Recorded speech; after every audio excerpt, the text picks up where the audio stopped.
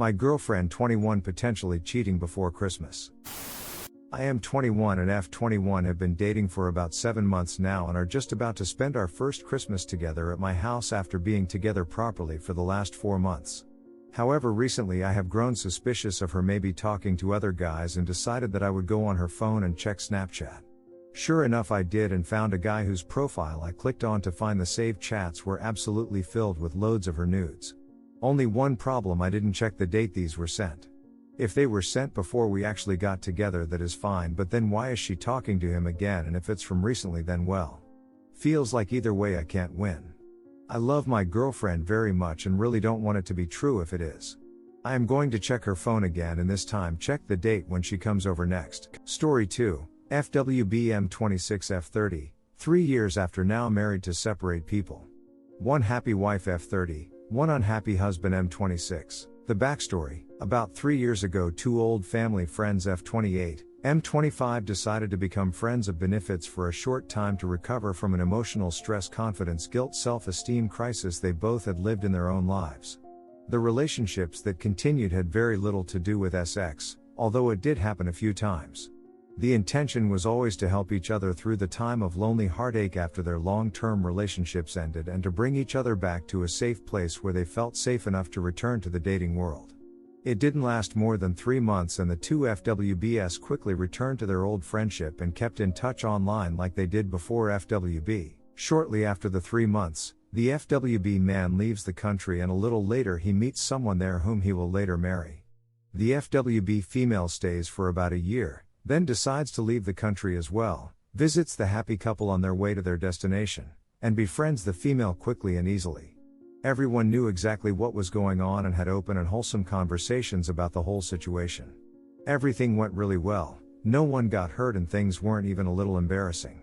After a few days, the female left for her final destination, inspired and ready to continue working on herself. The FWB female meets her husband. They get married and become pregnant a few months later and decide to move to the woman's country of origin. Current situation: the FWB woman is now happily married and 8 months pregnant. The FWB man, who is also happily married, visits his home country with his wife and wants to arrange a meeting and of course also meet the man with his wife. The conflict: the husband has strong negative feelings about the whole situation. He insists the FWB woman shouldn't talk to the FWB man. This includes people who know each other to avoid reminding her of the FWB man and or butting into him. This rule also applies to any man with whom you have had any kind of relationship. All these feelings came out after a very normal, innocent, routine phone call between FWB husband and wife.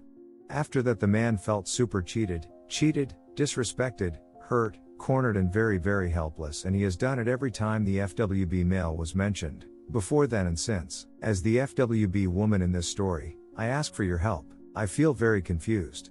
I fully understand the pain I see him go through when he ended up cheating on me before the end of my last 7-year relationship.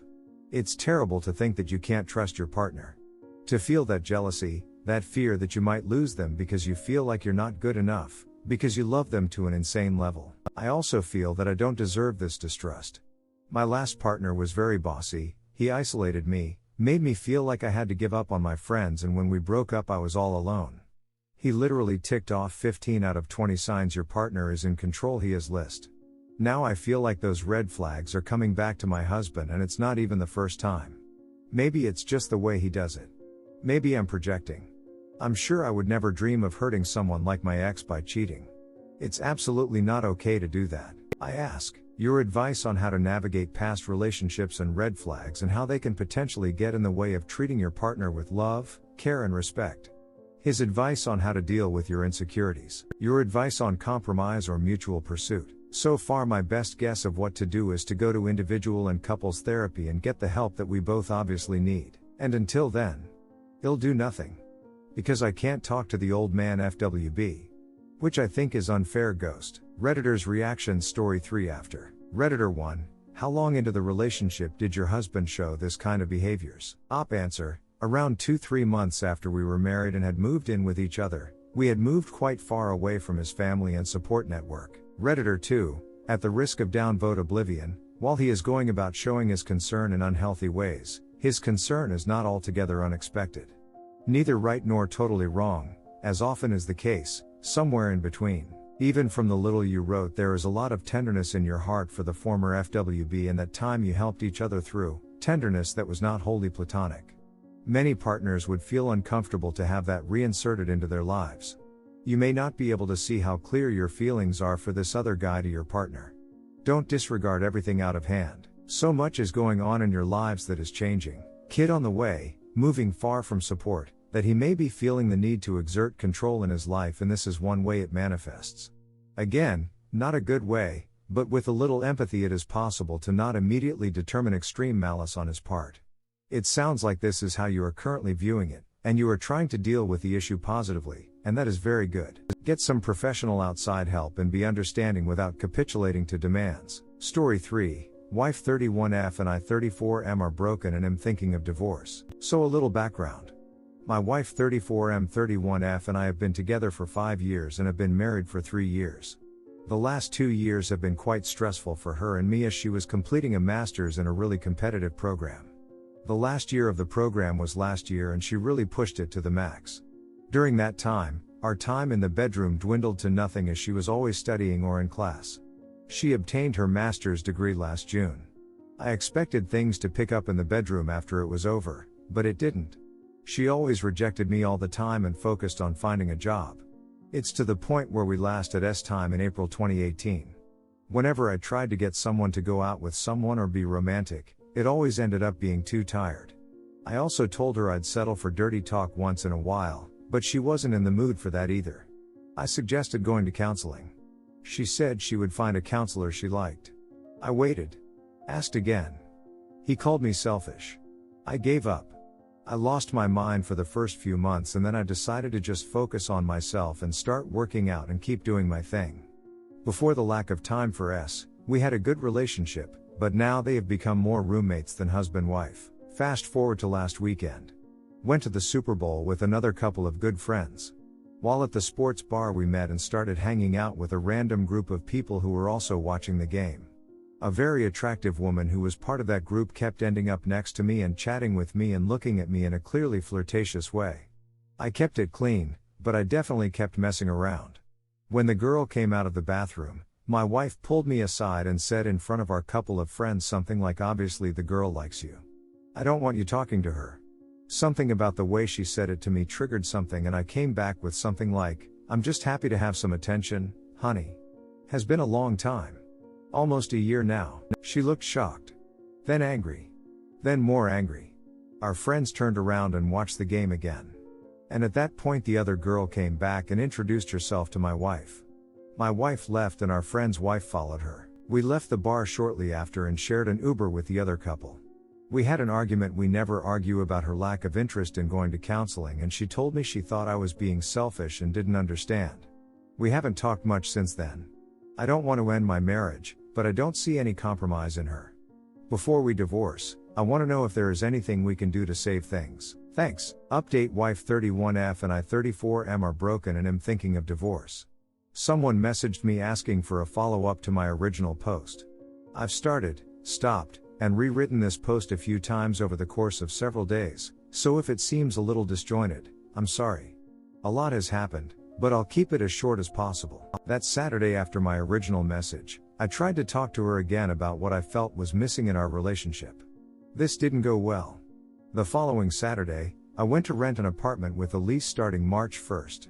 I went home and told him I was moving. I said I didn't know what was wrong with her and she wouldn't do anything. I wanted a divorce. I loved him, but I couldn't live as a hostage anymore. She became very quiet, then started sobbing and told me that I was being cruel and selfish and that my focus on S-time was the problem and that's why I should again go to counseling. I was hoping he would say otherwise, but since he didn't, I've just started packing a few things for work.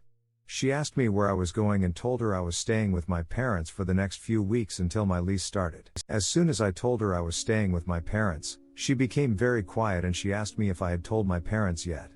The sirens immediately started howling in my head. I said no, this was a lie.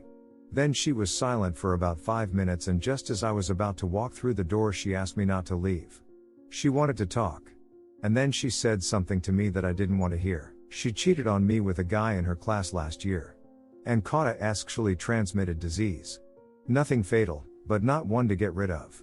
She told me it happened only once, but I'm sure that's not true. I was deaf. A friend of mine told me that cheating was possible, but I didn't believe it. I said nothing while my wife spoke. Mainly because my head was spinning, but also because I really had nothing to say. I realize now that I had said everything I needed to say for the past year and now I had nothing. After she finished talking, I just said okay. I was deaf and I left home with her and went to my parents about 2 hours away. I told her I would be back, but I haven't entered the house or seen her since. I went to my parents and told them everything. They told me they could tell something was wrong for a few months and they were sorry. I had planned to go home, but my mother told me that if I progressed with the divorce, I shouldn't go. So my mom and dad bought some personal items for me. I left everything else. I also contacted a lawyer and told him to contact my wife to start the divorce. My wife called me several times on my cell phone and at work and even emailed me, but I didn't read it. She also had one of her friends call me and tell me to talk to my wife and she was so sorry, but as soon as I realized it was a friend of hers I hung up. I have 2 weeks off in April and I plan to go to Vegas with a friend. My parents and friends have been very supportive and honestly, I feel better than I have in a long time. I never thought I would get divorced. And that first week, I felt like a failure because I knew my marriage was over. But my dad told me something that I've told myself over and over again. Someone else doing the wrong thing makes them failure. Not you. I hung out this weekend with a girl from my job who I've always gotten along with. She saw me at work last week without my ring and asked me what happened. I told her that my wife and I were divorcing. She gave me a hug in the office and that hug felt like the best thing in the world. After work this weekend we went out for a few drinks and just hung out and had fun and ended up back at my place. I'm not ready for nor do I want a relationship obviously, but it felt so good to be in a bed with a woman where it felt so relaxed and accepting. I felt completely at ease. I know the divorce is going to be tough, but this weekend, even after all that's happened, I feel like it will be worth it. Edit, thank you for the gold. My first time. Edit 2, thank you for all the comments and feedback. Surprisingly, reading all these comments and responding to some has been very helpful in clarifying how I feel and keeping me from going down an unhealthier path. Update wife 31F and I 34M are broken and am thinking of divorce. Last update for the people who messaged me and wanted to know how things were going with the divorce. I'll answer all questions here. Have I talked to wife or seen her since I left the house? I haven't communicated with or seen my future ex-STBX at all since I moved. For the first few weeks she tried to call me, but I stopped answering unknown numbers. She left me 2 crying messages but soon after the lawyers got involved, they stopped. Is the divorce going well? Through a lawyer, I offered the lump sum alimony he had suggested. She could have everything in the house. I've tried to make it as simple as possible and keep conversation to a minimum. About a month into starting it, I found out that she had told her friends that I had been emotionally abusive to her. That I kept pushing her to do scheduled things that she didn't want to do. That I didn't back her up to get a degree.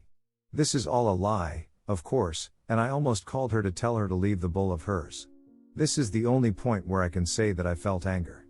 But luckily my parents and friends told me to let the lawyer do it and not let them force me to call them and not lose my temper for a second until the divorce is finalized. I also found out from mutual friends that she had a dating profile on the dating app and was dating. The lawyer tells me that's a good thing, and I tend to agree. There is a lot of information lawyers ask for. It's surreal to have someone you barely know asking you very specific details about your life, finances, and other very personal things.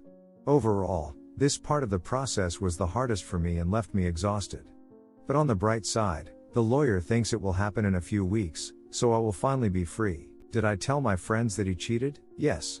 And that he has contracted a sexually transmitted disease. And that we haven't had an S-time in a year. I had to explain why I got up and left. I was very open. I will have no shame for them. How much does a divorce cost? I can't say exactly. Between $100,000 and $150,000 for a one-time acquisition. Did I catch an STI from her? No, I had a checkup after she told me and another time since and I'm fine. Would I get married again? Emphatically no. The last 3 years have been emotionally draining for me. And unmask. Every stereotype I had heard about marriage before I got married came true. My wife was right. And did not consider himself responsible in marriage. She kept reminding me of her rights and my responsibilities. She felt that everything that happened to us was my fault. And she insisted that her feelings become my facts. And worse, she would easily project her flaws and guilt onto me and make me wear them instead of treating them like an adult, and I see it everywhere. I was brought up to believe that husbands and wives do things together, responsible for each other. But when I look around me, all I see is the message that women are overachievers and men are the problem. That women don't need men. That if a woman is unhappy in her marriage, it's the man's fault. And perhaps it can do better. I see it in the weddings of some of my friends. My friends' wives always respect their husbands. And I heard it from STBX 100%. My mother told me that women these days are more competitive than cooperative or something like that, and I see it 100% when I look at my friends and their weddings. It's mine. Most of my friends have kids and feel trapped. Now I realize that before I met my wife I was already very happy. I felt nothing at all. My business was very good and I was enjoying life a lot. I got married because I thought my life would improve and I would be happier. That we would combine the best parts of our lives for our mutual benefit so that our future children would have the security of two dedicated wonderful parents. But now I see that once we got married I basically started subsidizing his life. She expected me to do what she wanted and expected me to let her do what she wanted. She has benefited from a better life and all I have had are obligations. That's the most honest way to put it. The Bible says it's better for a man to live alone in a corner than in a house with a quarrelsome wife. I agree. There's nothing I get out of being married. I don't have to remarry. Do I miss her? No. Sexual intimacy and trust are necessary components of attachment for me, common, I think. And ease. I didn't have either with her. I had the opposite. I felt inadequate. Like I was always trying to hit a target that she kept moving. I never felt that way in my life before her. And part of me realized that she wanted it that way. So that the focus would be on me instead of her. That's not love. That's evil. So no, I don't miss her. I feel like a better man now. Am I still dating colleague from work? We haven't slept together in a few weeks. But we still hang out. And I enjoy it. I would call us friends. Thanks. Redditor's reactions. Redditor 1. Thanks for the update. I've been wondering about your story and have been hoping for the best. Redditor 2. I'm happy for you becoming happier. I'm happy that you're getting a divorce and getting away. But I encourage you not to continue to go down the woman-hating rabbit hole you seem to be dipping your toes into here. This woman was awful, that's true. And a lot of women are awful. A lot of men are awful. Men and women are people, and people can ducking suck. But people can be great, too, women included. You can absolutely choose not to get remarried, but don't write off an entire gender as entitled and uncooperative because your wife turned out to be a BTCH. Redditor 3, I'm sorry this marriage turned out to be such a bad one, but please don't let this experience to sour you against marriage in general. Marriage with the right woman can be a wonderful and beautiful thing. You just have to be very selective in whom you marry. Make sure she is a good match, you are compatible with each other, you have the same values and concept of what a marriage should be, that there are no red flags, and that you marry an honorable woman who will bring joy to your life. Marriage is a gamble, but it can be well worth it if you find the right person. Redditor 4, based on your 1SID experience you now blame society for saying women do too much? Whoa, I think you've developed an unhealthy level of bitterness to women in general that you'll probably need to see a psychologist to make your relationship with women isn't messed up for life. Redditor follow up, right? Like, maybe op just as bad ducking judgment, married too quickly and ignored red flags? But I guess that would be a harder pill to swallow than women are all terrible except for my mother of course. Lol. Redditor 5, you're playing with fire dating someone from work. First you got married, now it's costing you $150,000 to get rid of her. Now you're ducking a co-worker, which could cost you your job. I invite other men to learn from this example.